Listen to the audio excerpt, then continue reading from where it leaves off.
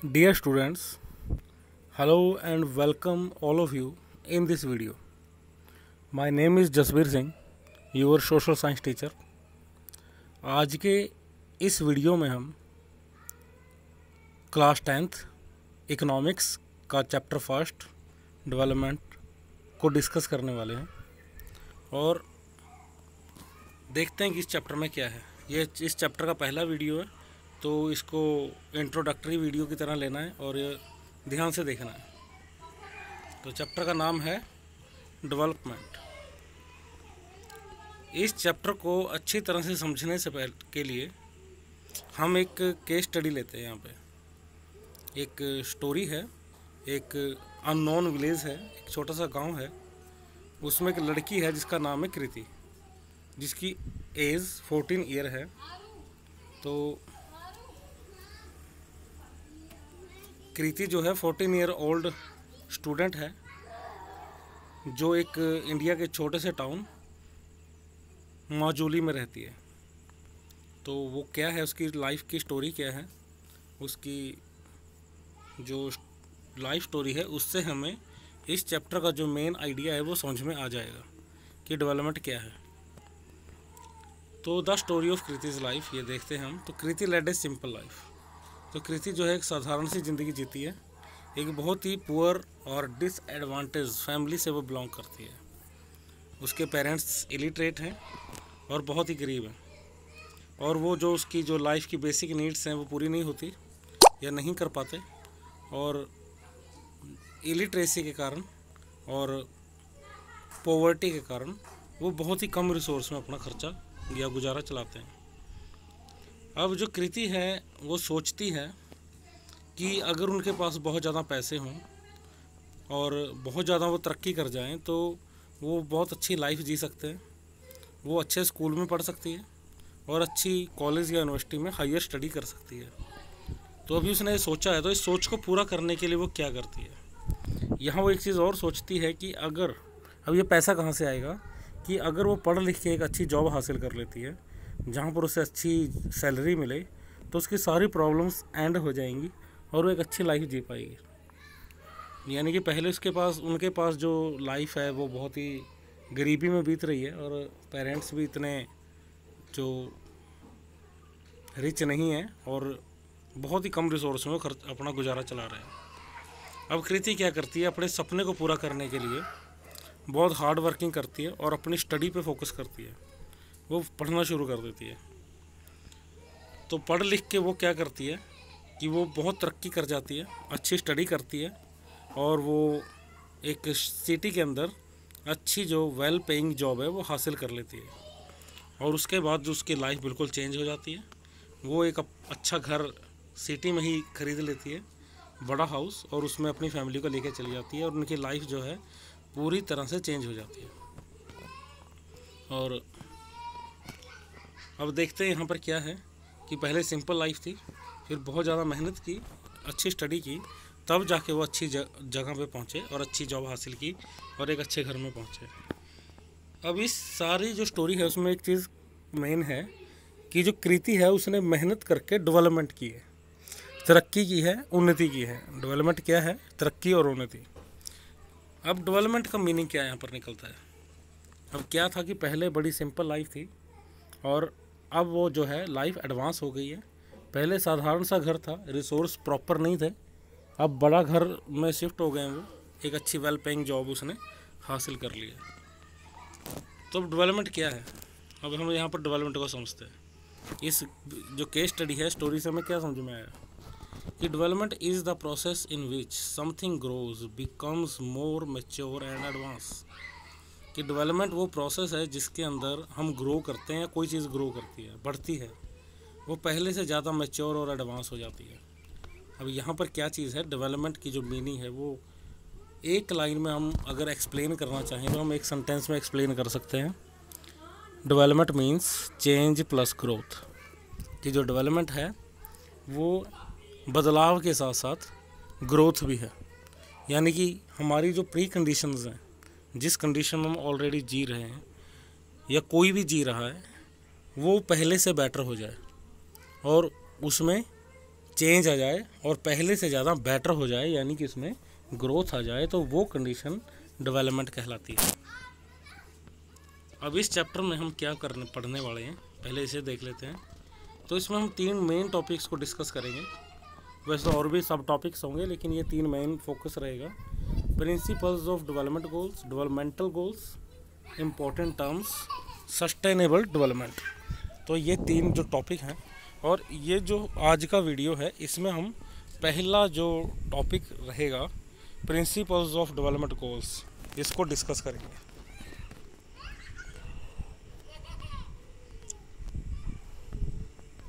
Principles of developmental goals, तो इसको हम डिस्कस करने वाले हैं यहाँ पे, तो ये ध्यान से देखना।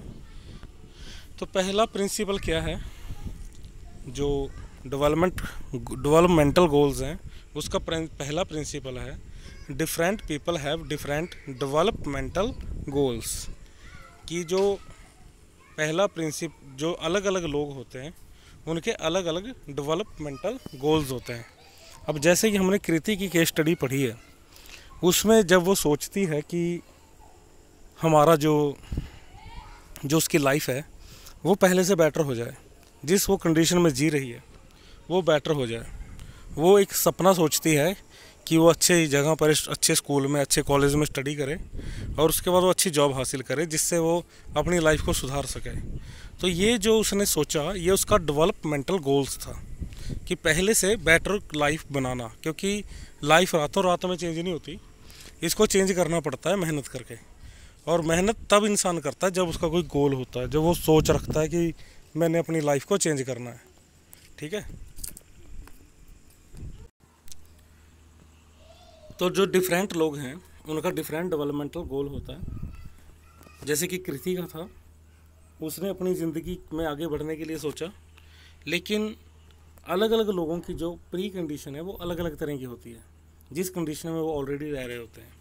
तो अलग अलग लोगों के लिए अलग अलग सिचुएशन डेवलपमेंट कहलाती है, यानी कि एक सेम घटना सबके लिए डेवलपमेंट नहीं होती।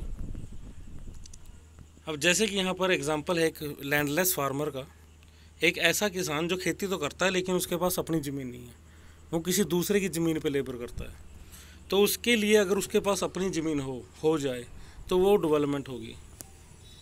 लेकिन अगर हम जैसे कि सेकंड पिक में दिखाया गया है, जो आदिवासी लोग होते हैं, जो जंगलों में रहते हैं, उनके लिए डेवलपमेंट है कि जो सोसाइटी है, जो समाज है, उनमें जो उनकी सिचुएशन है, जो उनकी कंडीशन है, उनको उनकी आइडेंटिटी मिल जाए और वो अच्छी लाइफ जी सकें, बेटर लाइफ को आगे बढ़ाएं, तो वो उनके लिए जो है डेवलपमेंट कहलाएगी।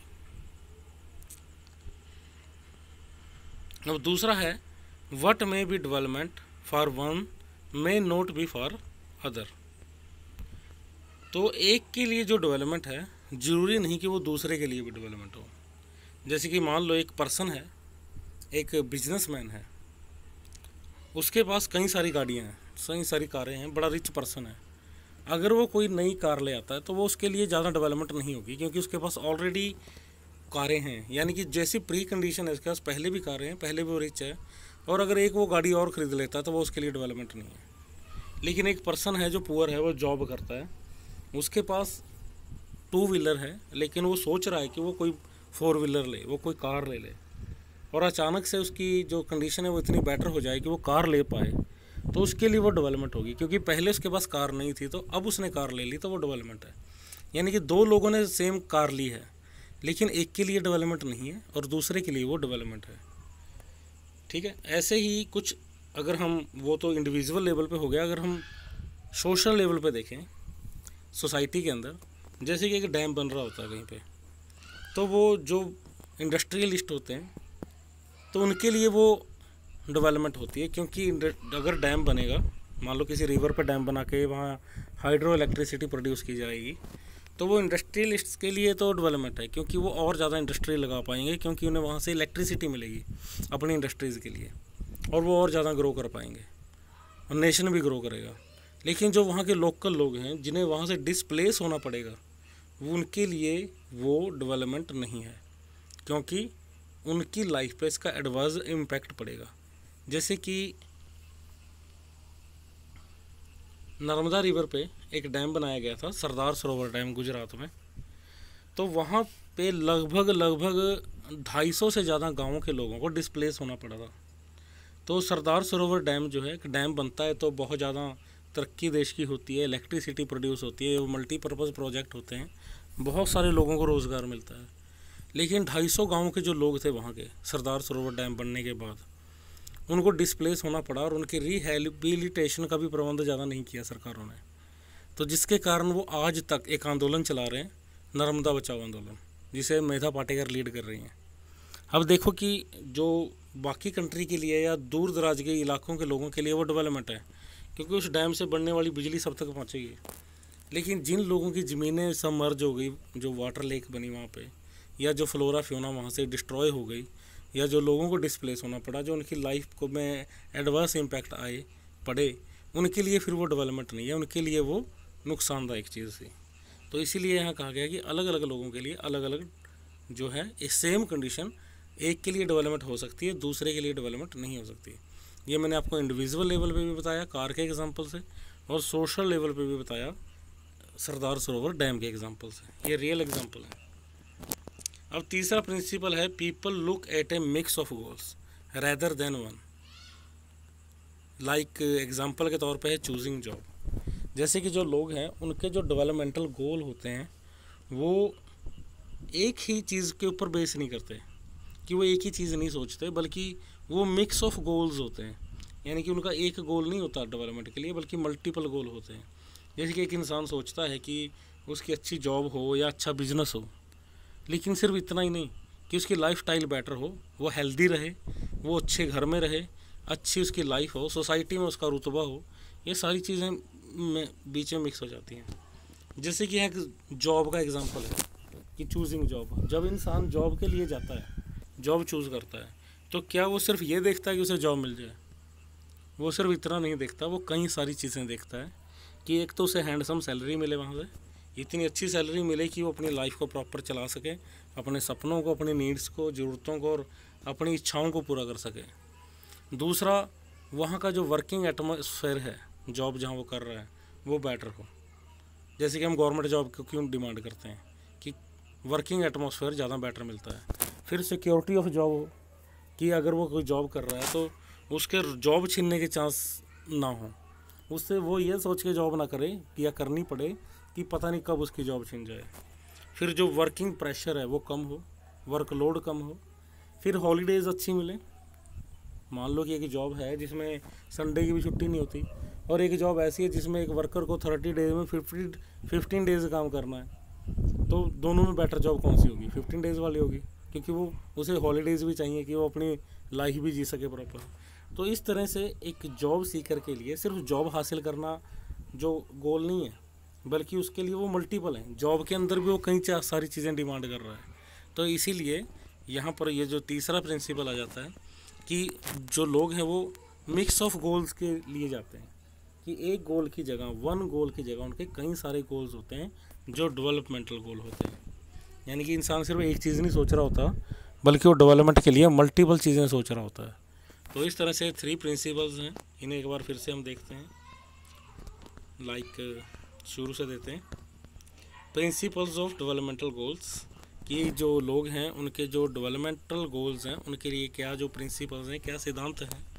पहला है कि different people have different developmental goal, कि अलग अलग लोगों के लिए जो डेवलपमेंटल गोल हैं वो डिफरेंट होते हैं, अलग अलग जो डिमांड है उनकी होती हैं।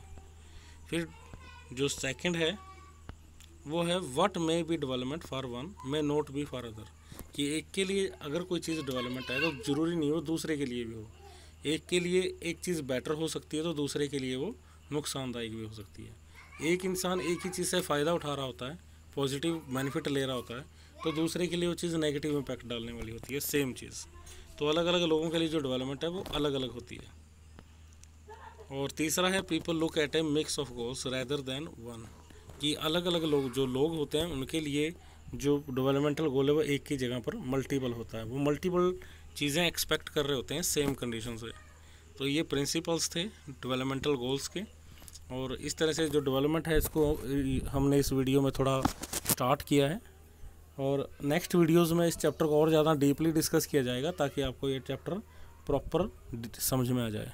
सो आपने इस वीडियो को तो देखना ही है, इसके बाद इस वीडियो को देखने के बाद जो नेक्स्ट वीडियोज़ आपको शेयर किए जाएंगे वो भी आपने ध्यान से देखने हैं। अगर आपको कोई डाउट है इससे रिलेटेड तो आप व्हाट्सएप पे आस्क डाउट में जाके मुझसे शेयर कर सकते हैं, अपने डाउट पूछ सकते हैं, और इस वीडियो को आप फिर से देखें तो आपके डाउट क्लियर हो भी जाएंगे। So thank you all of you, happy learning.